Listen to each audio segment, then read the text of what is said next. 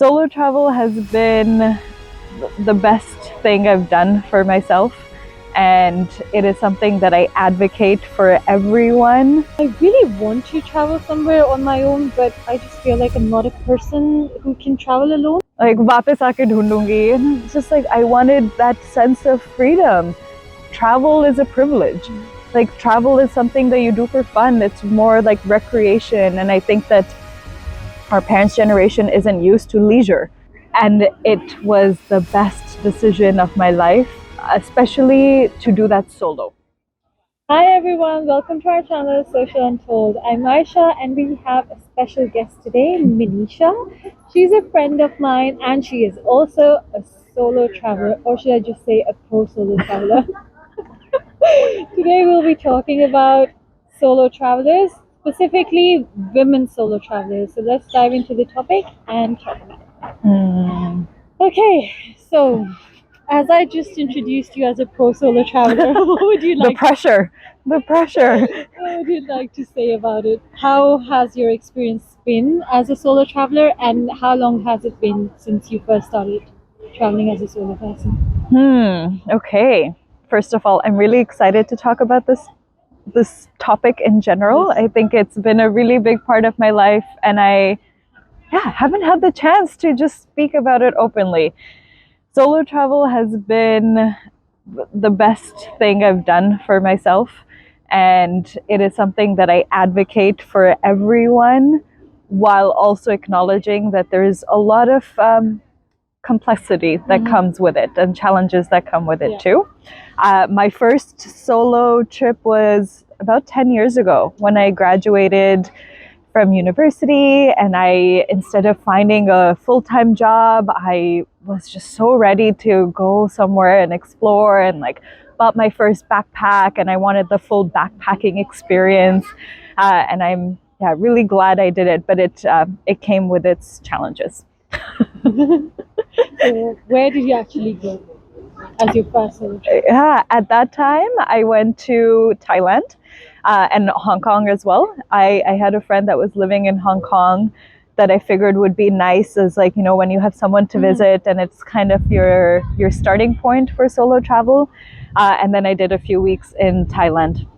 Wonderful. That's one place I'd really like to visit someday. Not sure if I can do that as a solo traveler, but we'll see how that goes. Why do you feel you can't do that as a solo traveler? I really want to travel somewhere on my own, but I just feel like I'm not a person who can travel alone. Not because I'm scared to travel alone or any other reason. I just feel like I'm someone who's very talkative and who likes company of someone around. But also at the same time, I don't really get along with everyone. So I need people that I like to be traveling with me.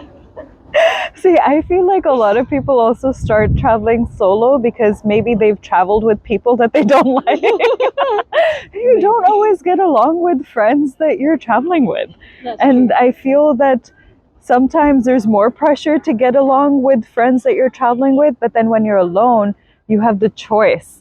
And all of a sudden, you have a conversation with someone, maybe you're staying at a hostel, you talk to them for 10 minutes, you realize, not what I'm feeling right now, and you can then move on.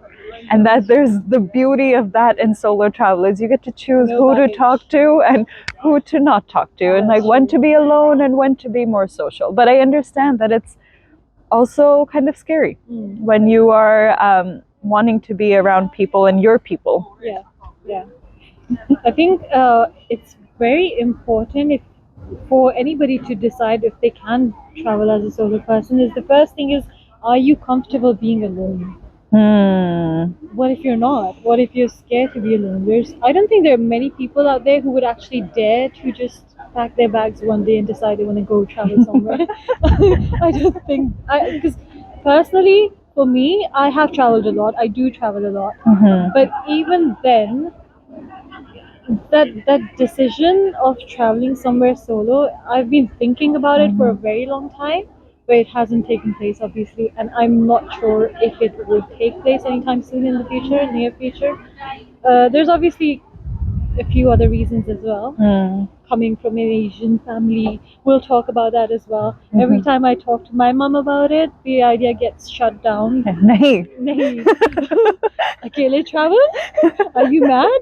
Nahi, beta. Security reasons. Yeah. Where do you want to travel? Yeah. Is it even safe? Yeah. Nahi, बहन के Yeah. साथ जाओ. Yeah. दोस्तों के साथ Friends जाओ. है Why do ना? you want to travel alone? दोस्तों के साथ travel करो. Yeah. So many other reasons. How Yeah. did you convince your parents for that? That is the ultimate question. I think that as like most women, and then especially South Asian women, culturally, that's not a like normal thing to do. And I find that yes, I am seeing more women do it, and at the same time, it's still not like yes, look at all these like Indian women, South Asian women just traveling freely. It's going to take some time. And I had the same thing. You know, I remember at that point saying, I'm going to go to Thailand. And I wanted a longer trip. I wanted the whole summer. I was like, abhi kaam karne ki kya zarurat hai? Like, वापस आके ढूंढूंगी. And it's just like, I wanted that sense of freedom. And right away, there were so many things like barriers, right? Ki अकेले क्यों जाना है? Friends क्यों नहीं है? Travel करना ही क्यों है? Like, what I think that is the baseline before anything. Like, travel is a privilege. Like, travel is something that you do for fun. It's more like recreation. And I think that our parents' generation isn't used to leisure. They're not taking time out for themselves. कोई hobbies ऐसी है नहीं. Like, idea है कि काम करना है, पैसे कमाने हैं, life जीनी है, right? So travel, I think, is taking you to such a different way of thinking and being that is kind of the baseline of convincing of why travel is important and how it will help me grow and how it will help me understand myself. And for me, solo travel was important because I knew that the ways it can translate to my day-to-day life. That, you know, if I have the weekend in my city and I have no friends to make plans with, everyone's busy, let's say. Am I going to say, kya yaar, main kuch bhi nahi kar sakti, you know, and feel alone? Yeah. Or can I still have the confidence to go and make my own plans and maybe go meet other new people, maybe go do my own thing?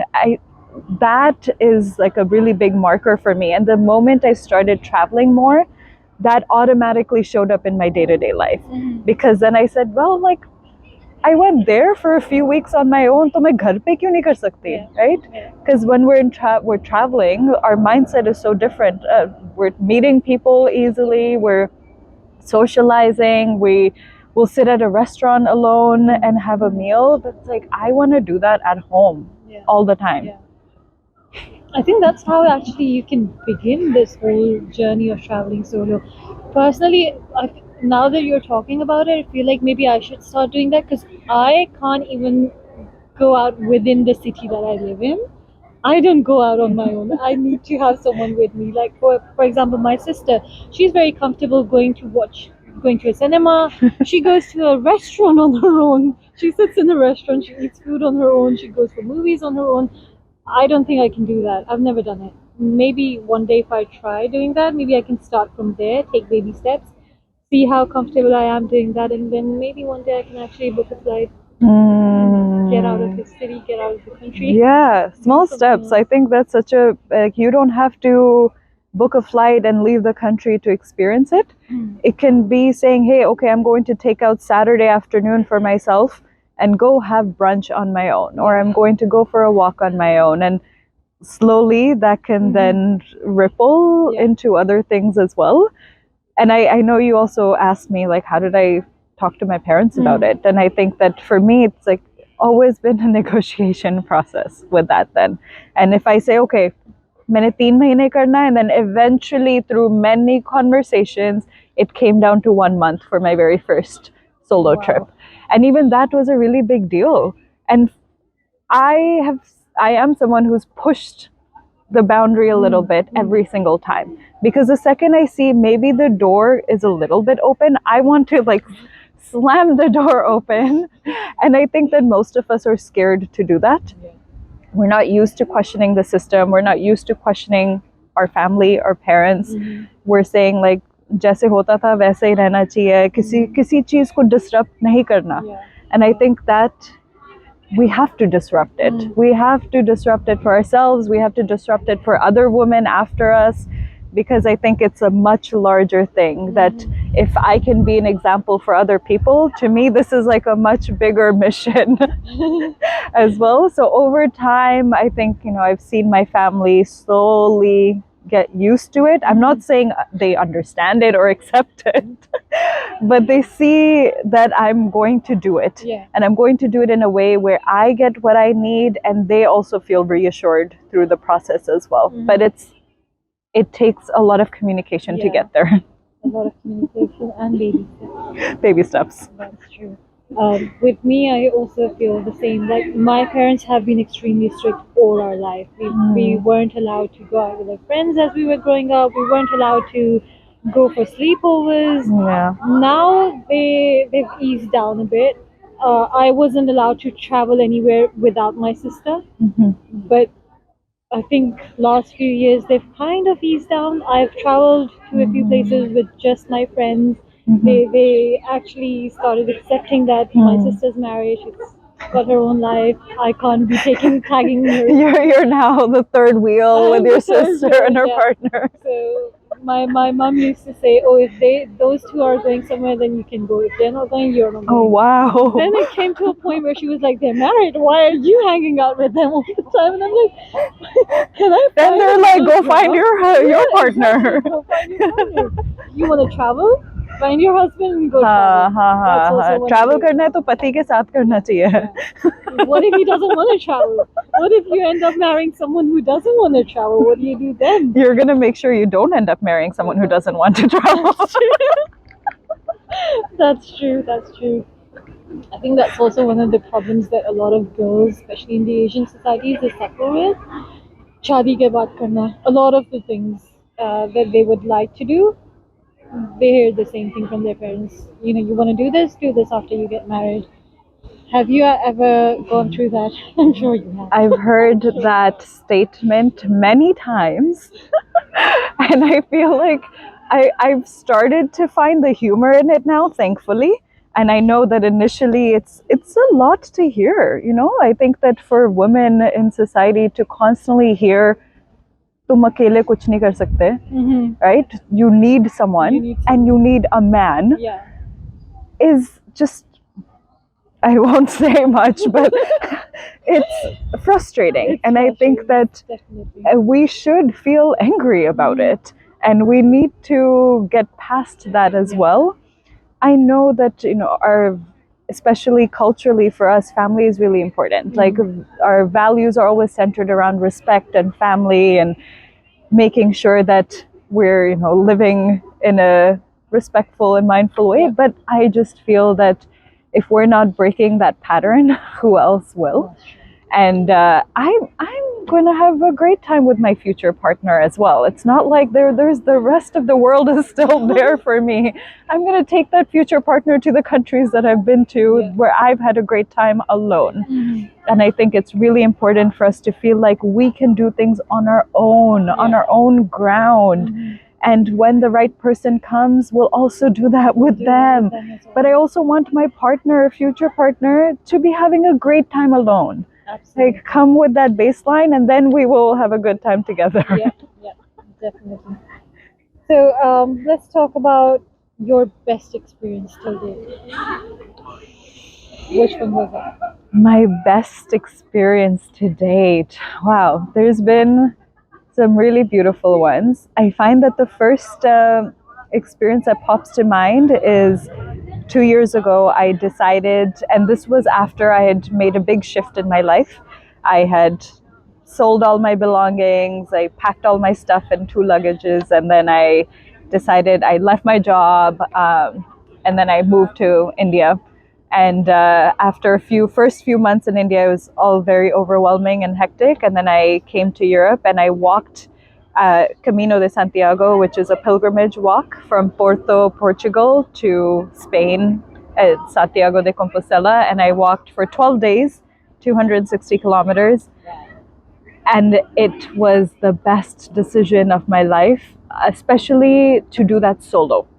Wow. And to plan that out for myself and plan out this idea of also traveling in a different way. Mm-hmm. I'm not just like going to a city, or I'm not sitting at a beach, or I'm like, it was a very different experience because it meant that I was really taking time out for myself. I was walking in nature, I was walking through the countryside of Portugal, I was meeting people, and at the same time I was spending so many of my days alone, just walking and reflecting and processing, figuring out where to have my next coffee. It was blissful, and 100% one of my top experiences that I did on my own. Sounds amazing. Yeah, highly recommend going for a long walk on your own in a different, beautiful place. Oh wow, 12 days? Oh my god, I don't think I can do that. No? No. I feel like, okay, start with just one full day of walking. I don't know if you enjoy walking, but walking for me is a very therapeutic thing. And especially at that moment in my life, I really wanted space to think. And that was the best thing that I could have done. And I also felt like, depending on where you do it, safety is such a big part. Safety always comes up, I think, especially as like solo women traveling around the world. It comes up differently for me in different places. And I felt like that is a place like Portugal and Spain where I could do this alone. And I knew other people that were doing it alone too. There was a lot of support, a lot of resources out there for me to research. Whereas safety, like I'm traveling India solo right now, and it's not the same. It's a very different level of planning. I was actually going to ask you about this. How do you prepare yourself, like safety wise? I'm sure there's a lot of concerns. There are a lot of people out there who actually want to do something like that, but then maybe safety becomes one of the big concerns to hold them back. How do you plan that? Yeah, and I find that that's also genuinely why our parents are perhaps not feeling confident with allowing us to be free and solo. Is just things can happen, and the world is a weird place right now. And I really understand the fear that comes up, and at the same time I have to acknowledge that sometimes we have to face the fear and do it anyway. Like, what place is fully safe? Hey, sure, we might be like, अच्छा India में ज़्यादा कुछ होता है, वहाँ ध्यान से करना चाहिए, but like every place, you could go to any country and people will still say, यहाँ मत जाना, इतनी रात को मत जाना. So I think for me, research, like a lot of research. I'm always researching, like, what is that place like? What kind of community exists? Are there other travelers there as well? Are there other solo travelers there? Are there hostels, guest houses, homestays? What's the living situation? So I think I spend, especially in places where I'm unsure, I spend a lot of time doing research. And then I try to see if I can find someone that I could potentially connect with there before I even get there. Right. So that might be through friends who might know someone there. That might be through Facebook groups. There's a lot of travel Facebook groups. There's one that's called Host a Sister, where it's all women, mostly traveling solo, where you can say, hey, I'm coming to the city. Is anyone there? Does anyone have a home there?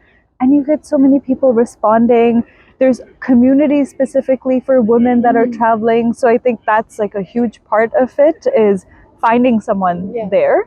You have to be willing to put the effort, but those networks exist. And then you have to have your own thing. Like 10 baje se pehle ghar वापस पहुंचना hai. Someone should ghar pe, पता होना चाहिए कि कहाँ है. Like, there are certain things that I feel we should all like follow as well as women. You have to take your own precautions. Yeah. No matter where you are. Yeah. That's true. Yeah. Okay, that's your best experience. What was your worst experience? I don't know if I have. Wow, I feel clearly on my mind just has a lot of positive experiences, but there were definitely some not so great ones. And I find that, that comes in also different points in life, where if I haven't done enough research, if I was not feeling that mentally great at that time, then perhaps it's not that great. I remember being in Barcelona, which is a cool city. Barcelona is awesome. Yeah. And at that same time in Barcelona, I was working full time while I'm traveling there. And I was alone and like kind of feeling alone. right? And then I was trying to make friends. I was going out. I had joined a tour of some sort, and I just like wasn't meeting the right people. I wasn't connecting with folks. I didn't feel safe in parts of it too. And this isn't because Barcelona, but I think in general the circumstances didn't allow it to be a smooth experience. And I feel that at the same time, I'm able to really identify why it wasn't a great experience for me. So I wouldn't say it's my worst experience. Like that feels like harsh to put it on that too. Well, that's good. You haven't had any of that sort of experiences. I hope you don't. Perhaps I just can't remember them right now because I'm in my like solo travel is amazing bubble. Maybe. Okay. Have you had any experiences, but in travel in general? I wouldn't say I've had any bad experiences so far. I think everything's been good, touch wood. I haven't had any bad experience so far. I hope I don't. Let's see. You never know. Okay, so any suggestions? Like, if you're traveling so much, I think there's one concern: how do people manage their finances? If you're traveling, like you said, you packed everything, you left your job. How are you financing yourself for the travel? Yeah, it depending on how you look at travel, I feel if you're looking at it as, this is something I do for a few weeks every year, my vacation time, then it's different. Then you're like saving up for this experience, and it's a matter of like figuring out how much you want to save up for it and what kind of experience it is. I've been approaching it differently because I get to work for myself and I get to work while I travel. And that isn't always the most balanced act. And at the same time, I feel that I'm able to prioritize being in new places and feeling inspired by new places while still continuing to work. So I'm not necessarily going on these like, let me go on this 3-week trip and put work aside. So it's very much integrated into the way I do things. And I feel like in general, I understand financially, it's not easy. And I think that it's a matter of figuring out, are you willing to invest in this? Do you see the impact of it? Travel has made me more aware as a human. I understand myself better. I understand other people better. I'm more curious as a person. I get like really interested in different ways of living, different cultures. So if you really are sold on the benefits of it, then I think naturally you will put some money aside and have to compromise on things. Like, do I need to buy that cool gadget and go on that fancy dinner? Or am I able to put that towards travel instead? Of course. This is coming from a place if you have the means to do it. But that goes back to our initial conversation of, if it's not traveling to another country, let me book a flight, and that doesn't feel accessible, how can it come in small ways? Is there a road trip that you can do? Is there a weekend thing that you can do? Is there any way for you to change your environment, to see different things? I think the idea of travel is just also like exposure to new things, to get your brain working in a different way. I've heard from a lot of people, in fact my parents as well, they keep saying, and I'm sure everybody has, you probably would have as well, my parents keep saying, oh, you should save up for the rainy days, why do you guys have to travel so much? I literally travel every 2 to 3 months, and they keep telling me the same thing. Like, what different feeling are you going to get by traveling every 2-3 months? Don't you get tired of it? And I feel like only a person who's not traveling can say something so ridiculous. Like, you need to travel to be able to understand how good it is for you mentally. How do you deal with that when your parents say that to you? I just ignore them. I choose to ignore them. Like, I don't want to listen to this conversation. Priorities are different, right? If they were busy making sure that whatever they're earning is going to build a home or their family, then for us, I know that like priorities are really different, and it's such a privilege to be able to travel as well. And we can't expect them to fully understand that either. That's true. So, you, as we were talking about it earlier, you've traveled within Asia, you've traveled within Europe. what differences have you found in traveling in two different continents, safety-wise or any other concerns? How different was it, your experience overall? Hmm. It's hard to put it's hard to generalize because within Asia and within Europe, there's so many different experiences.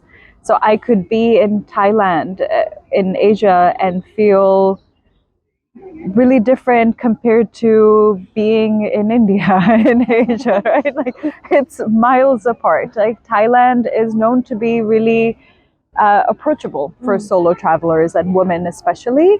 And the way people show up, they're used to a lot of travelers coming there, backpacking, staying there for a few months. And whereas in India, it feels a little different as well. And then Europe, I find that I generally come to Europe with less planning. Like I find that in Asia, I may be planning things out a little bit more, whereas in Europe, I'm able to show up and feel like I'm going to figure it out. So yes, there is a, I guess on the like deeper level, I do feel a higher sense of safety in places in Europe. But again, I don't want to generalize because you go to like Rome and then people are always telling you to be cautious and be careful with the, your phone and your wallet and where you're walking and not being in dark alleys. So those things apply everywhere really. And I think like all that to say, don't hold yourself back from like I have people that say, oh, I don't like I'm too scared to go to Asia or I'm too scared to go to India. And like yes, and there are still ways to work around it and work around the fears that might be present as well. Okay, so do you have any recommendations for someone who would like to plan something like that? Like, what things should someone consider if they're going to plan their first solo trip? Any location in your mind, like financially, what is more like? Mm-hmm. I feel if it's your first solo trip, I mean, a big part of it also depends on which part of the Which world part of the you're world you are, in. yeah. So I can't be like, go to Thailand, it's amazing. And a big part of it is like, okay, what is your financial situation? What can you afford to do? What kind of trip do you want? Do you want more nature? Do you want more culture, being in the city? Do you want more history? Do you want music? Like, I think like arts and culture scene. I feel that like be clear on things that you want to explore. It might be a mix of all of those things too. How much time do you really have so that you're not also rushing into it? I think that especially if you're doing solo, I think in general travel needs to be slowed down, but especially if you're doing it solo, like can you create space that for one day you're just like sitting at a cafe reading, journaling, watching people. Like people watching is the best thing to do while you're solo as well. How social do you want to be? Do you want this time to yourself, or do you want to be in a hostel where you have more opportunities to meet people, or you can join walking tours? So I think that also changes things as well. So I think ask yourself these questions on what you really need. What is your intention for why you want to do this alone? And if it's not the best experience, how will you navigate that emotion? It's not always smooth sailing, right? Travel in general is not smooth sailing. So I feel that like, are you willing to take in everything that's thrown at you as well and really be present for that experience? I think if you're doing it alone, a big part of it is just you're constantly listening to yourself. You're constantly understanding yourself. Do I want to do this? Do I want to not? It might be simple as like, is cafe mein jao ya na jao? Like it's like simple, kahan khao? And then you get to understand like, how am I making these decisions? Like beach pe baithna ya nahi baithna? Like इससे बात करनी है नहीं करनी, like, and you just every single time you have this check-in with yourself. And I think that if you're open to that, then you're gonna have a wonderful experience. And instead of always questioning ki like hi maine ye kyun kiya, like that's not the point. It's for you to actually just understand yourself better. I don't know if this answers your question, but I think a big part of answering this question is to ask more questions to really understand. But of course, the second you Google like best places to travel as a woman, you'll get such a long list. If you might say like 2 hours from London or like a flight to Asia. Like you will get so many options. So I could say like, oh yeah, Portugal, I find it really safe and there's so many options, or Thailand. And at the same time, it can depend on context. Yeah. Yep. So any last message that you would like to give to people that are watching this video? To women who are watching this video? Yes. How do they go ahead and take that first step towards starting their solo traveling? I would be clear about why it's important for you. Because I think that everyone is also doing this at different points in your life. Some people had the chance to do it when they were 18, and depending on the culture, that was encouraged for them. Yeah. Some people are in their 40s and saying, hey, I'm married, but I now want to travel alone for the first time. And I think either way, really own this desire that you have. And then once you own the desire, know that it requires vocalizing, like the right people to talk to. You know, we said parents. Yeah. Like, be willing to share your desire with your parents, and be willing to know that everyone will carry their own fears, but they don't necessarily have to be your fears. If your mother is worried, doesn't mean you have to be worried in the same way, and that worry has to be part of yours as well. So find your ways to reassure people in your life and update people in your life, so that you can follow through with this decision as well by getting support from them, and ask for their help and ask for their support. So many things, but I think these are like the key aspects that I would want to leave people with, and just to say, like, go do it. It's amazing. And I feel maybe you'll decide that it's not for you. And that's probably like, at least you got that clarity. Yeah. You need to experience it. Yeah, do it. I think that goes to me as well. I need to experience it. I can't wait for you. I can't wait as well. A message for the parents to let their children yes. experience this. Message for the parents: what is your fear? Is it because you didn't get the chance to do it? Oh, I'm sorry, but I feel like, I mean, maybe that will inspire you. And maybe why not take your first solo travel? Wow. Why not? Yes. I feel like most of our parents are now done with the responsibilities. Their children are either married or they're independent, working. Take this moment, go out there, travel. Yes. Have space from your partners. Go solo traveling. Experience your places. Yeah, experience the world. I think it's, the more we see the beauty, the more we connect, the richer our life gets. And I wish, parents and kids could support each other in doing that. And perhaps then they can do it together and feel happier doing it together. Because it's not always the easiest to travel with your family, but imagine that looking differently as well.